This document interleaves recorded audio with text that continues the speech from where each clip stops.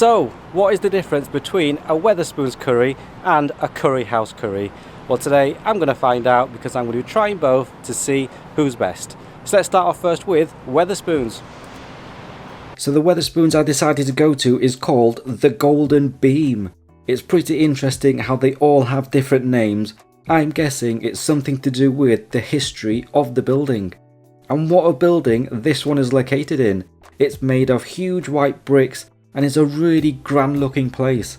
You could even mistake it for an upmarket restaurant. The street it's on is Headingley Lane in Leeds, and I can't wait to see what the inside is like.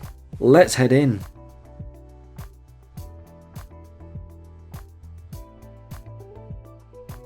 The main seating area is in this absolutely massive hall that kind of has an Art Deco theme and makes it seem like you're in a 1930s era bar. The ceiling is high with multiple skylights letting in loads of natural light, making it a really bright and airy room. You have multiple smaller rooms connected to the main one with old paintings and historical information on the wall, adding to the character of the place, which this venue has in bags full. There's even an upstairs with a lot of seating throughout, which is where I decided to sit as you get a great view overlooking the floor below. The menu here is the same as every other Wetherspoons, large to say the least. There's so many food options available, you can even get lost looking through it. I mean, is there any restaurant out there that does a more comprehensive menu than this? I don't think I can think of one, but comment below if you can. Luckily, I already know what I'm here for, and that's the chicken tikka masala meal with a soft drink, which was Pepsi Max. And here is the chicken tikka masala meal. I have to say, it looks really appetizing. Let's have a closer look at what you get. You get a silver bowl of curry in the style that you would get at a curry house, which is a nice touch. A pot of mango chutney, that is a pretty big portion. The naan bread underneath that I cannot wait to try and dip into the curry. 2 big poppadoms, which I'm surprised by as I thought they would just be small ones. And a portion of pilau rice on the side. Let's dig in.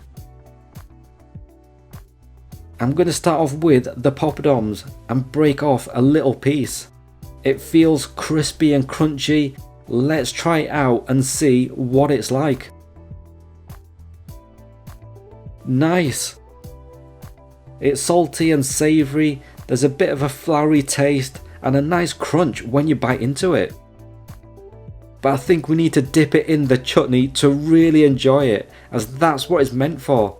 It's a pretty generous portion of chutney, I do have to say. Not sure if I'll need all of it, but let's go in for a taste.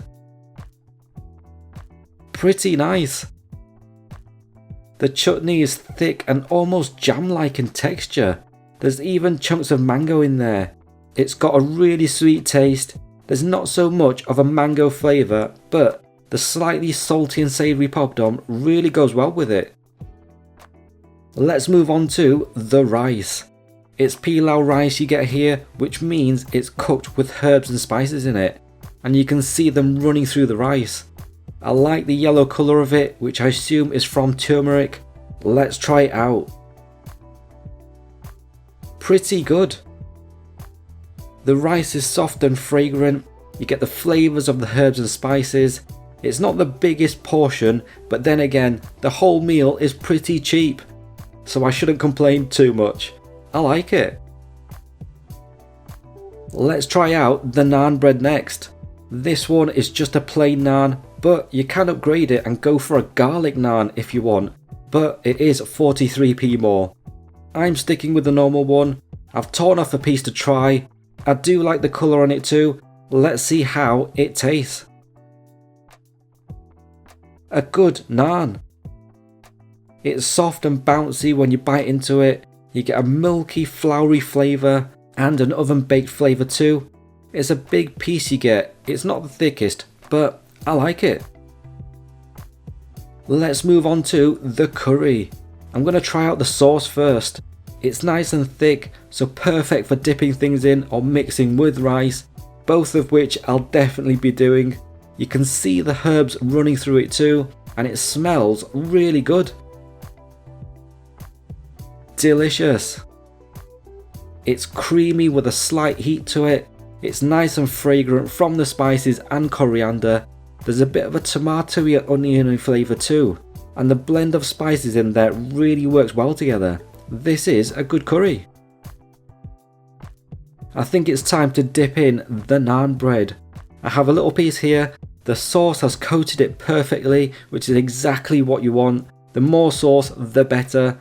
Let's give this a try. Delicious. And how about the poppadom with the curry? I know you're supposed to have it with the chutney, but I think this is going to work well with the sauce. Again, the sauce is so thick it covers the poppadom perfectly. Let's see if it works. It works for sure. Now let's try out the chicken. They're cut into nice little bite-sized pieces. They're covered in that lovely masala sauce. You get a decent portion too, as there's quite a few pieces in there. I can't wait any longer. Let's eat it. Nice chicken. It's soft and not too dry. I think the sauce helps with that. You get the flavour of the spices and they mix together with the chicken really well. It's pretty good. I do have to mention though that some of the pieces were a bit tough, but on the whole, not bad. Right, I think it's time for some combo bites. Let's do the chicken with the lovely masala sauce and combine it with the fragrant pilau rice. Here it goes. Really nice. And how about the naan bread dipped in the curry with a piece of chicken in the middle? How good does that look? Let's eat it. Delicious. But I think this might be the ultimate bite. Naan bread on the bottom, pilau rice in the middle, and then a piece of chicken with the masala sauce. All of these bites look great, but I think this one is the best. Amazing. This was a pretty good curry. The portion is decent. You even get poppadoms included, which is a bonus. And for the price you pay, I think it's a great deal. So that was a really nice meal in there. The sauce was delicious. So the total cost of that meal was £9.57. Let's move on next to the curry house. So the curry house I decided to go to is called the Indian Tiffin Room, known for serving up authentic dishes from around India. It's located on Park Row in the centre of Leeds. It's got great reviews on Google and TripAdvisor, so the perfect place to go for this meal. The building it's located in is pretty impressive with a grand entrance. Let's head in.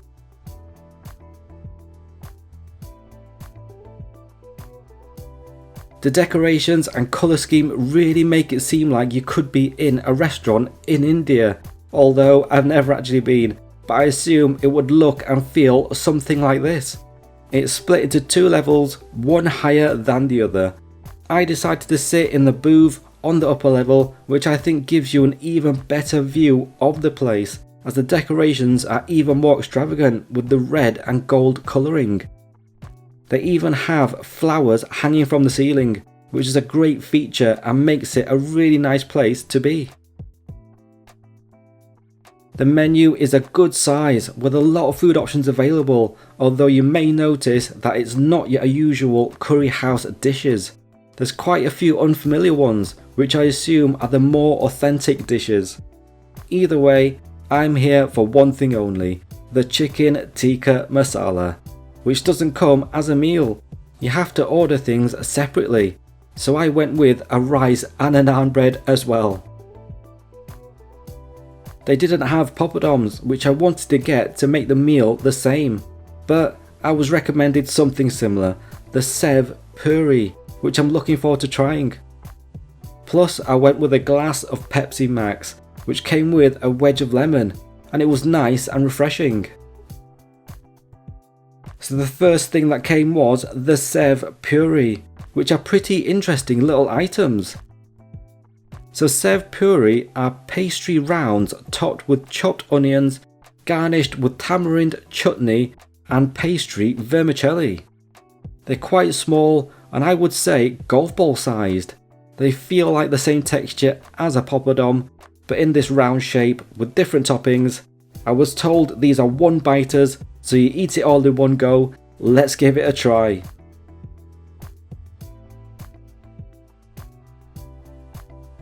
That's surprisingly good. You get a crunch from the pastry as soon as you bite into it. You get a sweetness from the tamarind chutney, which is almost like syrup. The onions add a freshness. It's a good little starter. I think I prefer these to the poppadoms. Right, so here is the chicken tikka masala meal, and I can't wait to dig into this, but let's have a closer look at what you get. You get a bowl of the chicken tikka masala garnished with coriander and fresh ginger. You have a plate of rice. I went for plain one here as I didn't see anything similar to pilau rice. You have a naan bread cut into quarters that's been brushed with butter on top, which I can't wait to try. And two strange looking things on the side, one yellow and one green. I wonder what they are. Let's dig into this meal and find out. I'm going to start off with one of the strange things. I asked one of the waiters and was told it's a rice puff called a fryum. I don't think I've ever had one of these before, so let's try it out and see what it's like. That's pretty good. It's kind of like a Quaver's crisp. The texture is the same, but the flavour is a light rice flavour. It's a nice little snack. Let's move on to the rice. It's just a plain one here. It looks like basmati as it's long and slender grains. Let's give it a try. Very good rice. It's got a great fragrance to it. It's nice and soft. They feel light and airy, and I think this is going to go perfectly well with the curry. Before we do that, let's try out the naan bread. It's been brushed on top with butter. I like the colour it has on the outside. Let's go in for a taste. Delicious. It's nice and soft with a good bite and chew. You get a good buttery flavour. The bread itself has a sort of nutty, almost milky taste. It's really nice. Let's move on to the masala sauce. It looks really thick and creamy. I like the colour of it too. Let's give it a try. Really nice. It's rich and creamy. There's a gentle heat from the spice. It's really fragrant from the coriander. There's a bit of a tang of sweetness too. I really like it. Let's combo it up with some of the rice, as I think this is what it's made for. The ratio of sauce to rice might be too much, but I don't care. Let's eat it. Delicious. And how about if we dip some of that buttery naan into the curry too? Now I think this is going to be even better. Here it goes. Amazing. And just for fun, let's try it out with one of the fryums. Is this going to work? It is indeed. I think it's time to try out the chicken. My mouth is watering just looking at it. You get really big pieces here and it just looks amazing covered in the sauce. My mouth is watering just looking at it. Let's eat it. Incredible. You get all the great flavours from the sauce with the herbs and spices and the fragrance of it too. The chicken is soft and succulent, not dry at all, even though it's a breast piece. This is some good chicken tikka. But I think what would make it even better is to combo it up with some of the rice and have that rice soak up that lovely sauce. Delicious. And how about the buttery naan with a nice big bit of chicken covered in the curry sauce. Amazing. But there's one bite that can beat all of that. The buttery naan, the fragrant rice, and the succulent chicken with that great sauce. Here it goes. Incredible. What a great chicken tikka masala this was. Everything here was amazing. I enjoyed all of it. The flavours just combined so well together that every bite was just as good as the last.